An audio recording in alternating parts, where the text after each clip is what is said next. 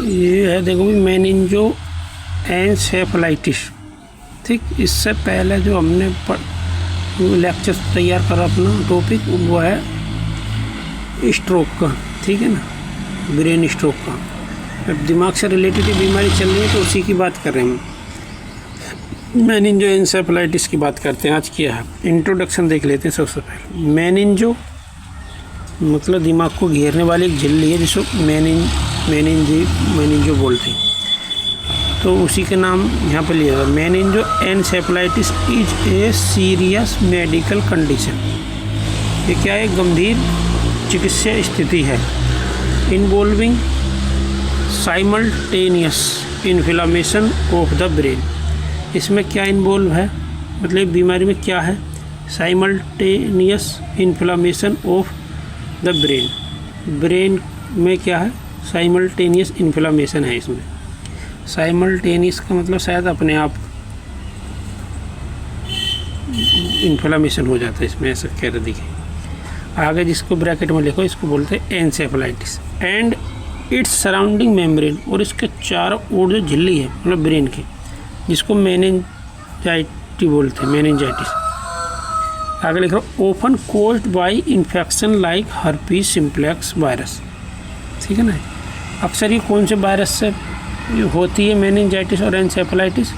Herpes simplex virus की वजह से ये मेनिंजो एनसेफेलाइटिस बीमारी होती है। यह बैक्टीरिया से भी हो सकती है, पैरासाइट से भी हो सकती है, लेकिन जो 80% केस हैं वो हर्पीज सिम्प्लेक्स वायरस की वजह से होते हैं। अगर जो मेनिंजाई में इन्फ्लेमेशन हो रहा है तो उसको मेनिंजाइटिस बोलेंगे, और दिमाग में हो रहा है तो उसको एनसेफेलाइटिस बोलेंगे। लेकिन ये हमारा पूरा टॉपिक है मेनिंजो एनसेफेलाइटिस, इसलिए इन दोनों की बात एक साथ हो गई है इसमें। ठीक, मतलब दिमाग को घेरने वाली जो झिल्ली है प्रोटेक्ट करती है, उसमें भी इन्फ्लेमेशन इन्फेक्शन है और ब्रेन में भी हो गया, तो इसको मेनिंजो एनसेफेलाइटिस बोल रहे हैं। ठीक, अलग अलग बोलेंगे तो मेनिंजाइटिस और एनसेफेलाइटिस, एक साथ बोल देंगे तो मेनिंजो एनसेफेलाइटिस। ठीक, देखो यहाँ पर लिखा भी है और करके, meningitis inflammation of meninges, spelling देख लेना ध्यान से। Encephalitis inflammation of brain parenchyma. ठीक है, ब्रेन पेरेन्काइमा का मतलब जो दिमाग का पूरी बनावट का स्ट्रक्चर रखा हुआ है हेड के अंदर, वो। अब मेनिंजो एनसेफेलाइटिस की देख लें तो inflammation of brain and meninges. ठीक, अब कारण देख लेते हैं किस किस कारण से होता है। इंट्रोडक्शन देख लिया, कोजिस पे आ जाओ। वायरल इन्फेक्शन मतलब वायरस से, बैक्टीरियल इन्फेक्शन वायरस से, पैरासाइट्स परजीवी, फंगस से, कवक जिसको बोलते हैं, auto immune and other causes मतलब हमारी बॉडी खुद ही दिमाग के टिश्यू पर या झिल्ली पे हमला बोल दे, एक वो होगा। ठीक, तो सबसे पहले वायरल पे देखते हैं हर्पीज सिम्प्लेक्स वायरस, जो हमने यहाँ पे भी लिखा है, और दूसरा है अर्बो देखिए अर्बो वायरस है कौन सा, एक बार गूगल पे इसको रीचेक कर लेना, क्रॉस मैच, तभी कुछ गड़बड़ सी लग रही है स्पेलिंग। अर्बो वायरस लिख रहे हैं। एंटेरो वायरस अदर में है वेरिसेला जूस्टर वायरस। ठीक है ना। अब वो इसमें आ जाए जो बैक्टीरियल इन्फेक्शन में क्या क्या, स्ट्रेप्टोकोकस न्यूमोनिया ही। ठीक, और दूसरा नाइजेरिया या निसेरिया, जो भी तुम पढ़ो इसको नाइजेरिया बोलते हैं ज़्यादातर, जो भी तुम पढ़ सको। नाइजेरिया मेनिंजाइटिस इसको बोलते हैं मेनिंजोकोकस। ठीक, आगे है लिस्टेरिया मोनोसाइटोजीन्स। ठीक, ये 3 हो गए virus, Streptococcus pneumoniae, Nigeria meningitis और लिस्टेरिया मोनोसाइटोजीन्स। और पैरासाइट में देख लेते हैं जी हम नाइजेरिया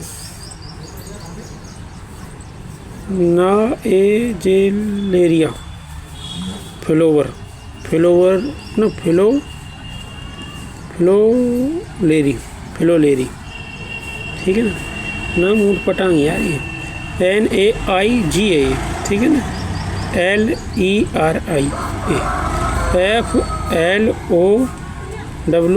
FLOWLERI ऐसा समझिए। टोक्सोप्लाज्मा गोनिडी।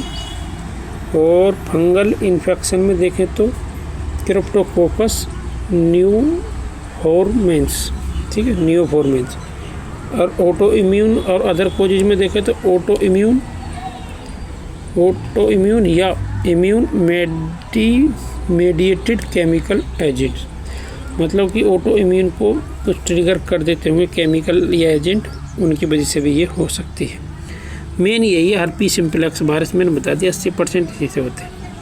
अगर ये इनके नाम ना भी लिखो तो बस तुम तो ये लिख देना, viral infection, bacterial infection, parasitic infection, fungal infection और ऑटोइम्यून। अब आकर देखते हैं इसका रूट ऑफ एंट्री। ये जो वायरस वगैरह हैं ये किससे जाएंगे बॉडी में, नोज से, माउथ से, क्या तुम्हारे दिमाग में पहुँचेंगे ब्लड के होते हुए। अब आगे आ जाओ क्लिनिकल मैनिफेस्टेशन या क्लिनिकल फीचर्स भी बोल सकते हैं, तो उसको साइन या सिम्टम्स भी बोल सकते हैं। ये लक्षण लिख दो हिंदी में। हाई फीवर, बहुत तेज़ बुखार रहेगा, दिमाग की झिल्ली में सूजन आ जाएगी। बुखार होना तो बहुत आम सी बात है, इसमें और थोड़ा तेज़ ही रहेगा बुखार। सीवियर हेडेक, सिर में बहुत दर्द रहेगा। स्टिफ नेक, गर्दन में जकड़न सी रहेगी। वोमिटिंग, उल्टी आएगी। फोटोफोबिया बोलते हैं सेंसिटिव ऑफ लाइट। फोटो का मतलब लाइट से संबंधित है, मतलब तुम्हें लाइट से डर लगेगा। कन्फ्यूजन, भ्रम टाइप का पैदा हो जाएगा तुम्हारे दिमाग में। अल्टर्ड मेंटल स्टेटस, जो तुम्हारा मूड है वो क्या अल्टर्ड हो जाएगा, चेंज हो जाएगा। वोमिटिंग तो ऊपर लिखी दी है। उल्टी, सीजर, दौड़ा वगैरह पड़ सकते हैं, गाँव में कहते हैं दौरा पड़ गया उसको, उस टाइप से। नेक स्टिफनेस, वो पहले मैं ऊपर लिखी सकते हूँ, इसको बोलते हैं न्यूचल रिजिडिटी। रिजिडिटी को मतलब किसी चीज़ का कड़क हो जाना, टाइट सा हो जाना, ठीक है। अब आ गया है पता करने के लिए, यार ये तो कुछ अलग ही हेडिंग बन गई। पता करने के लिए पॉजिटिव कर्निक साइन। अच्छा, ये पता करने के लिए मतलब जैसे कोई डॉक्टर है वो चेक कर रहा है मरीज को, तो कैसे आइडिया लगाएगा कि इनको मेनिंजो एन्सेफेलाइटिस है। तो वो 3 चीज़ देखे, पॉजिटिव कर्निक साइन। अभी पॉजिटिव कर्निक साइन क्या, वो तो डॉक्टर ही जाने, उसने पढ़ाई करी होगी तो कैसे इसको पता करेगा। और positive Brudzinski, BRUDZINSKI, Brudzinski sign. ये 2 साइन देखेगा। और तीसरा कर्निक की साइन। कर्निक की साइन तो ऊपर ही लिख दिए। अब ये 2 साइन क्या है, इसमें डॉक्टर अगर ये पॉजिटिव लग रही है उसके हिसाब से तो समझ जाओ कि हाँ इनको एन्सेफेलाइटिस, मेनिंजो एन्सेफेलाइटिस है। बाकी ये जांच तो वो करवाएगी, कौन को CBC करवाएगा, सीरम इलेक्ट्रोलाइट करवाएगा, सोडियम पोटेशियम मैग्नीशियम ये सब। RBS रैंडम ब्लड शुगर करवाएगा, HbA1c, ये भी शुगर है लेकिन ये पिछले 6 महीने की हिस्ट्री बताती है। जब मैं कभी अपनी लैब खोलूँगा तब इस मशीन को रखूँगा ताकि शुगर वगैरह देख लेगा। LFT KFT कराएंगे, CXR चेस्ट एक्सरे करवाएंगे, ब्लड कल्चर करवाएंगे, CT हेड करवा सकते हैं, CT थोरैक्स भी करा सकते हैं, CT एब्डोमेन भी करवा सकते हैं। पर एब्डोमेन थोरैक्स का कम करवाएंगे, ज़्यादातर हेड का ही करवाएंगे। MRI ब्रेन करवा सकते हैं, दिमाग की MRI करवा सकते हैं, CSF एनालिसिस करवा सकते हैं, USG होल एब्डोमेन करवा सकते हैं, ठीक। तो ये कौन कौन सी हेडिंग होगी, तो इंट्रोडक्शन हो गई, कोजेज हो गई, रूट ऑफ एंट्री हो गई, क्लिनिकल मैनिफेस्टेशन हो गई, पता करने के लिए ये हो गई। ये चाहे लिखियो मत लिखियो, लिख दोगे तो नंबर से मिल जाएगा, आधा नंबर बढ़ जाएगा तुम्हारे इन 2 बातों से। इन्वेस्टिगेशन या डायग्नोसिस भी लिख सकते हैं, या डायग्नोस्टिक एवेलुएशन लिख सकते हैं। और आगे आ जाओ जी टाइप्स। टाइप तो मैंने पढ़ ली दिखे नहीं, अभी टाइप नहीं पढ़, टाइप देख लेते हैं। टाइप मैंने इसमें बाद में, टाइप में acute bacterial, acute viral, malignant fungal. मतलब एक्यूट का मतलब वही जो थोड़े बहुत दिन से कोई बीमारी होती है उसको एक्यूट में बोलते हैं, और जो 6 महीने 1-2 साल तक बन जाती है उसको क्रोनिक बोलते हैं। तो इसमें बैक्टीरिया से होती है तो बैक्टीरियल, वायरस से होती है तो वायरल, फंगल से होती है तो मैलिग्नेंट फंगल। या टाइप दूसरी तरीके से भी दे रखे हैं, ये देख सकते हो। Viral meningo encephalitis, bacterial meningo encephalitis, primary amoebic meningo encephalitis.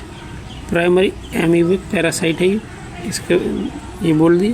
Fungal meningo encephalitis, auto immune meningo encephalitis. मेरे को ऊपर वाले से सही तो ये लग रहे हैं, ये पर थोड़ी मुश्किल से लग रहे हैं क्योंकि इनमें मेनिंजो एन्सेफेलाइटिस जुड़ी, जबकि ये एक ही बार लिख दोगे तो भी याद रहेगी। Viral, bacterial, primary amoebic, fungal, auto immune, इसमें भी क्या सेम सी है। अब आ जाओ इसके इलाज कैसे करेंगे, क्या क्या है इसमें। ट्रीटमेंट में सिम्टोमेटिक ट्रीटमेंट का मतलब है कि जो सिम्टम्स दिख रहे हो उसकी टैबलेट लिख दो या मेरे इंजेक्शन दो या जो भी करना वो करो। जैसे कि दर्द है तो दर्द की टैबलेट दे दो, इंजेक्शन दे दो। और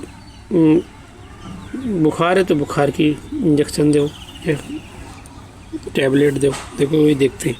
एंटीपायरेटिक, बुखार को आने वाली दवाइयों को बोलते हैं एंटीपायरेटिक।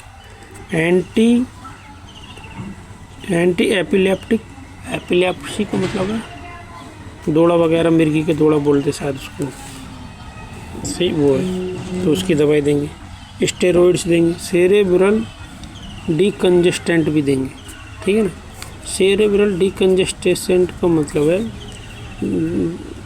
जैसे हमारी नाक कभी कभी चुनेगी ऐसा लगता है जैसे बंदी बंदी सी, जब नज़ला जुकाम हो जाता है तो उसको डॉक्टर कुछ दवाई ऐसी देते हैं, नेजल डीकंजेस्टेंट बोलते हैं, मतलब नाक को खोलने वाली दवाई लिखते हैं डॉक्टर। तो वैसे सेरेब्रल को क्या है, दिमाग का एक पार्ट है ये, सेरेबेलम में से ये शब्द लेगा सेरेब्रल। अगर वो डीकंजेस्टेंट हो रहा हो तो कंजेस्टेंस होगा तो उसको खोलने की कुछ दवाई देते हो। खोलने का मतलब ये नहीं कि उसको फाड़ के फेंक दो, मतलब उसमें कुछ गड़बड़ चल रही होगी तो उसको सही करेगी ये दवाई। जैसे आगे ब्रैकेट में लिख रहा हूँ मैनिटोल, ग्लाइसेरोल, एसिटोजोलामाइड, ठीक। आगे डेफिनेटिव ट्रीटमेंट। डेफिनेटिव ट्रीटमेंट मतलब जो बीमारी है प्रॉपर उसका इलाज। ये तो सिम्टोमेटिक हो, जो बुखार है, दर्द है तो उसके हिसाब से, दौड़ा वगैरह पड़ रहे हैं उसके हिसाब से। लेकिन जो अब मेन बीमारी उसकी दवाई चलेगी। जैसे कि मान लो बैक्टीरिया की वजह से मेन जो एन्सेफेलाइटिस हुई है तो क्या एंटीबायोटिक चलेगी। वायरस की वजह से हुई है तो एसाइक्लोविर, मतलब ये चल सकती है, दूसरी भी चल सकती है, तो बस लिखी है इसमें, ठीक है। एंटीबायोटिक में तो हज़ारों दवाई, तो कोई सी देंगे डॉक्टर अपने हिसाब से। ATT, anti tuberculosis treatment. अगर टीबी की वजह से, टीबी की बैक्टीरिया की वजह से दिमाग की झिल्ली में सूजन आई है तो रिफाम्पिसिन ये वगैरह, इथाम्बुटोल कुछ होती हैं, 2-3 दवाई चलती हैं, वो देंगे। एंटी फंगल, फंगस की वजह से कुछ मैंने जो एन्सेफेलाइटिस हुई है तो एंटी फंगल ड्रग लिखूँ। अब यहाँ तक तो होगा, देखो मैंने एक कोमा लगाया था, इसका मतलब ये होगा ट्रीटमेंट इसका। दूसरी तरीके से और मैंने दे रखा है, ये देखना चाहते हो। Viral treatment, acyclovir for herpes simplex. Bacterial, ये एम्पिरिकल ब्रॉड स्पेक्ट्रम एंटीबायोटिक्स चला सकते हैं, जैसे कि ceftriaxone, vancomycin, ampicillin. Supportive measure में देखें तो क्या क्या, कोर्टिकोस्टेरॉइड दे सकते हो जैसे कि डेक्सामेथासोन। और सीजर कंट्रोल, अगर दौड़ा वगैरह पड़ रहे हैं तो उसको कंट्रोल में फेनेटोइन दे सकते हैं। इंट्राक्रेनियल प्रेशर मैनेजमेंट, अगर दिमाग की जो हड्डी है बाहर की अपनी खोपड़िया की, इस पर अगर प्रेशर टाइप का है तो इसकी कुछ दवाई दे सकते हैं। सपोर्टिव केयर में क्या क्या दे सकते हैं, आईवी फ्लूइड दे सकते हैं, न्यूट्रिशन दे सकते हैं। क्लोज मॉनिटरिंग, मतलब मरीज को एकदम बहुत बारीकी से ध्यान रखो उसका, आईसीयू वगैरह में जहाँ पे भी एडमिट है। तो हमने ट्रीटमेंट देख ली, टाइप्स देख ली, क्लिनिकल मैनिफेस्टेशन देख लिए, पता करने के लिए साइन देख लिए, इन्वेस्टिगेशन देख लिए, रूट देख लिया, कोज देख लिया, डेफिनेशन देख लिया। ये इतनी है टॉपिक है भाई, एक बार पढ़ लोगे तो बहुत आराम से तुम्हारे इतने आ जाएगा, तुम अपने एग्जाम में लिख के आ सकते हो, कोई बड़ी बात नहीं, ठीक है। जितनी भी बीमारी है तो सब हल्की हल्की, ठीक है ना। अब वीडियो करते हैं बंद।